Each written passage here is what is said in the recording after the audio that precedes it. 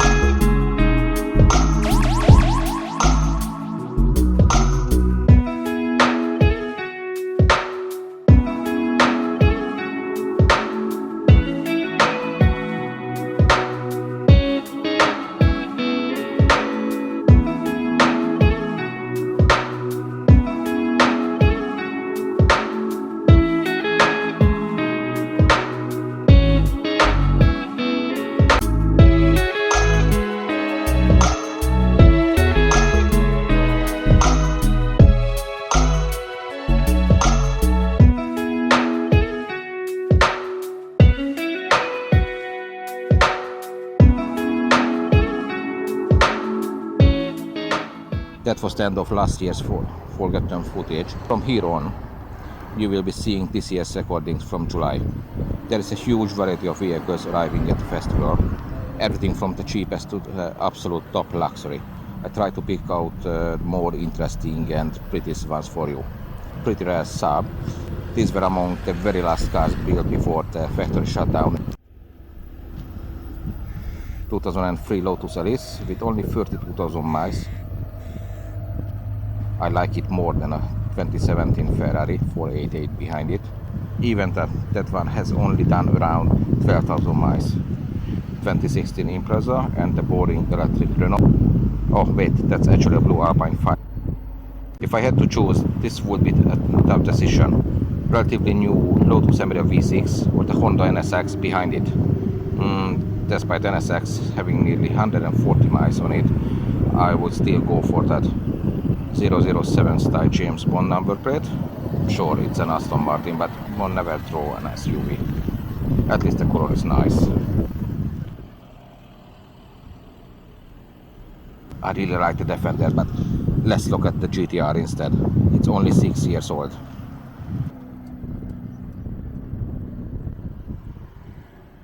With just 8,000 miles, you could practically call this DB11 Aston brand new.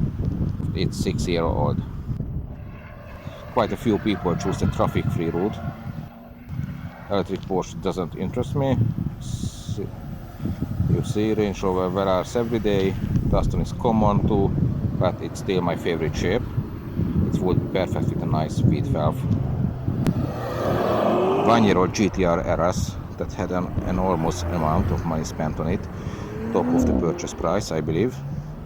D2 Westfalia camper. It's beautiful.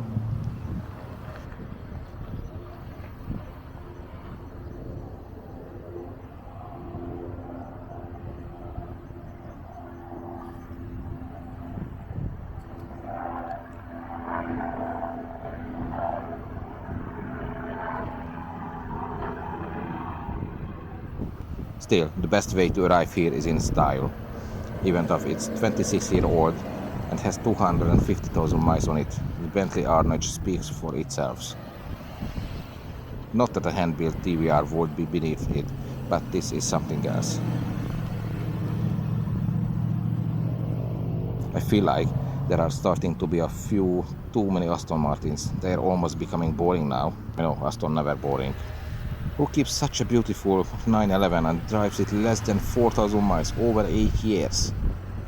Rolls-Royce convoy straight from Germany? Now that's the style.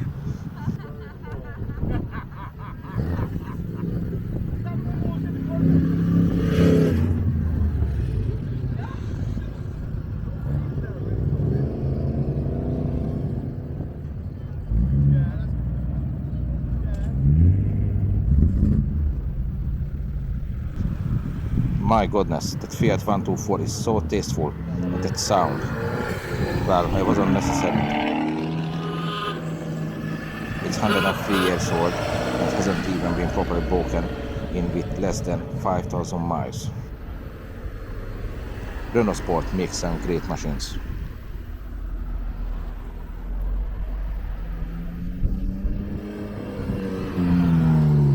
Few colorful accessories and you wouldn't even guess it's 19 years old. Yes, 19.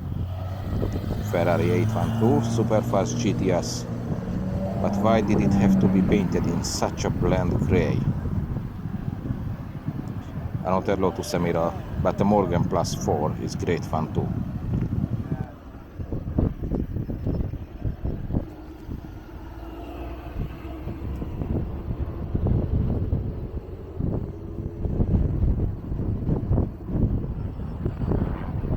(1950) Jag XK.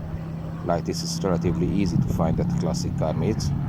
The real lightweight little sports machine is the Lotus Elise. Unfortunately, it holds its value.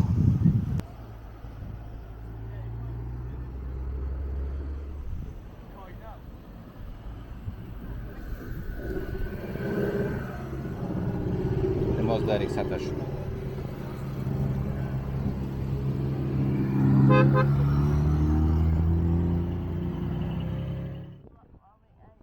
The motorhome came back. another TVR, but at least this one put the roof down. Nissan 350Z. I have a feeling not everything under the bonnet is factory.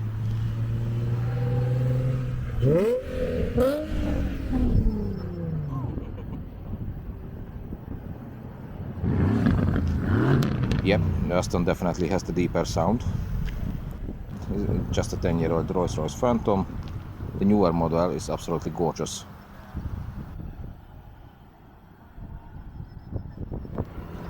"32-year-old Nissan Pulsar GTR, one of the widest hot hatch ever made. Tasteful Volvo 850 and the Renault Clio Sport. Drive one of these and you will become a believer." Lotus Evora, it's unbelievable that even this is already 17 years old.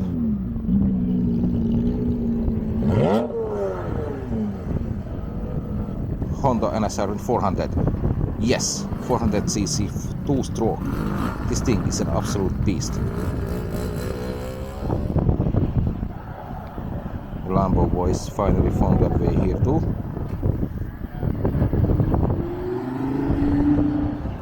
Modified Volvo S60, not my taste.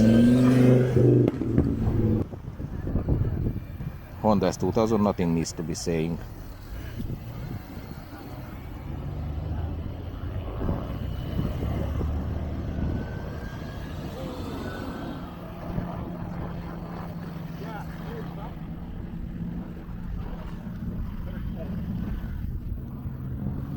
Another Dutch delegation. Lambo, Ferrari, Porsche, it doesn't matter, and another Lamborghini. Nissan 370Z, everyone who owns one absolutely loves it. I haven't had the chance to drive one yet.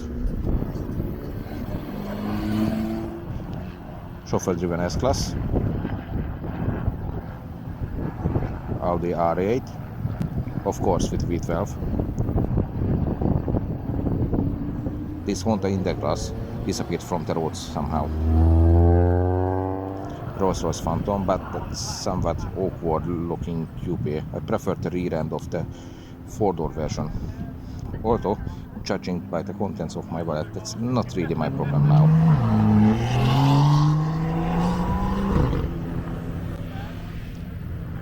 Dutch strugglers. After two different Bentley convertibles and two Audi R8.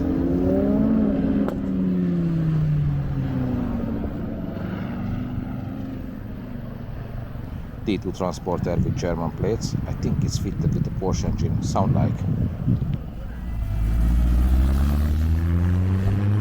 Now, this is what I was looking about. Look at these lines. So softly curved, yet still so bold. A Rolls-Royce Ghost with V12 engine. I want this. I know it's showing off, but I would take this 100 times over any Ferrari or Lamborghini. And its complete opposite, 91 Volvo 760 Estate.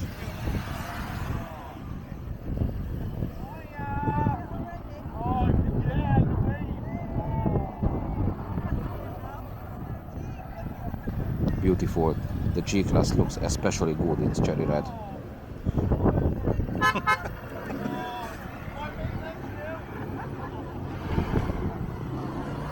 Porsche, Porsche, Porsche, and even more Porsche, Porsche, Porsche everywhere. Lotus, post a video now. Look at those wheels. Interesting, most of the Lamborghinis only have the driver in them. In most other vehicles, there are a woman passenger too. There must be some obvious reason for that. Just weird.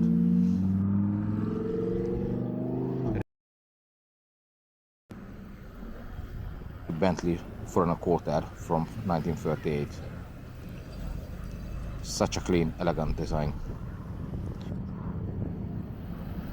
26 registration plate on the Aston. That means it was registered no more than about 4 months ago.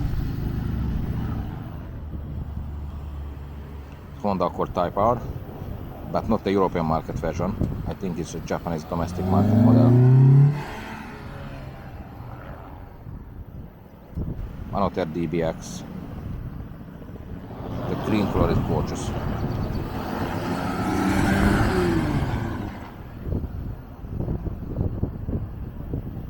Euro straight from Italy, covered in Goodwood decals.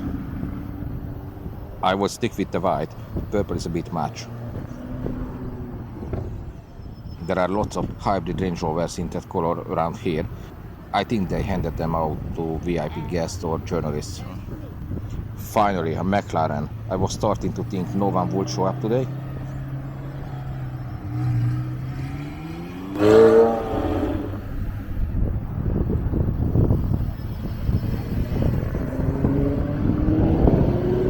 Maserati 2014 model, but the design hasn't aged.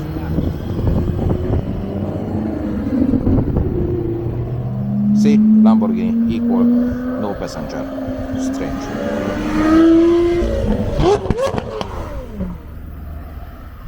Oh yes, modern day French Porsche, if I'm allowed to say that. There are starting to be a few too many Lotus Emiras as well.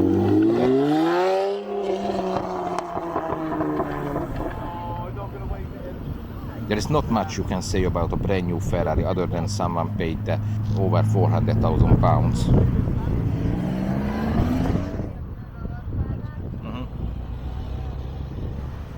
Finally, a bit of color, although I like the British Racing Green DBX better, but there is no question it's better than Mouse Grey. Toyota Cardinal GT4 from 2002 with a 2-liter 260 horsepower turbo engine.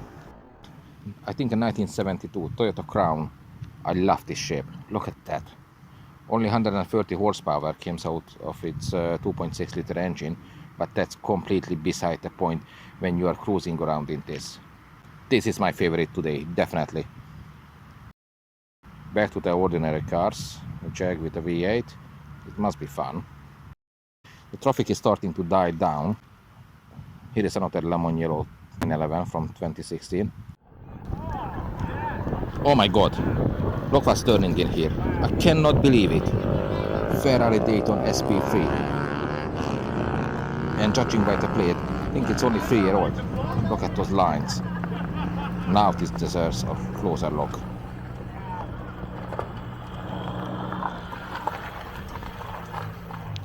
No words are needed. I think you can see it for yourself. This plays in a completely different league. I think Ferrari made only 600 of these. Its new price was around £2.5 million. Its current value has roughly doubled in just 3 years. I think 4.5–5 million. That's what you call a good investment, but need the money for that.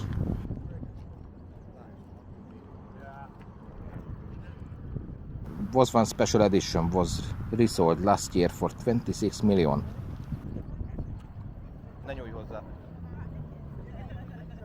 Fitted a 6.5 liter V12 engine, which pours under the hood with around 840 horsepower, if I'm right. It's an insanely beautiful machine, and I'm not usually the type to squeal over every sports car.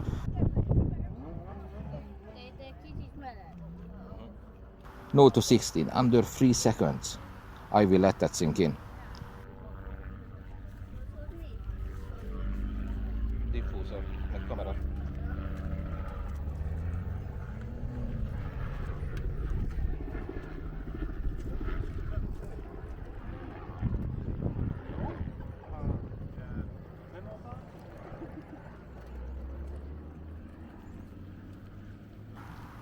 Just notice how the cabin sits so much further inward than the outer edge of the car. Even the smallest details are perfect.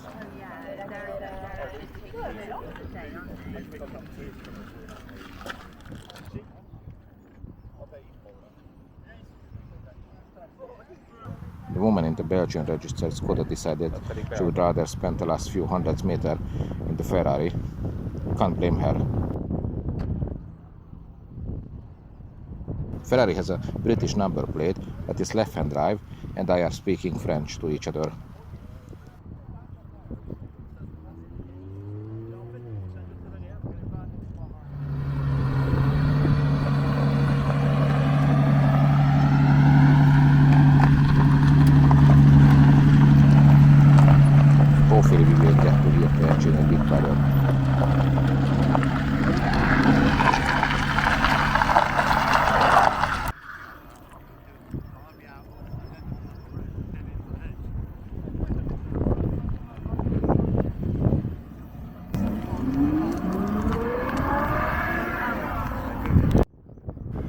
Well, that was a great way to end it.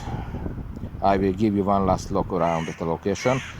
I was reporting from beside the Goodwood Festival in the Southdowns National Park. Thanks for watching. Subscribe, share, like and leave a comment. See you next time. Bye now.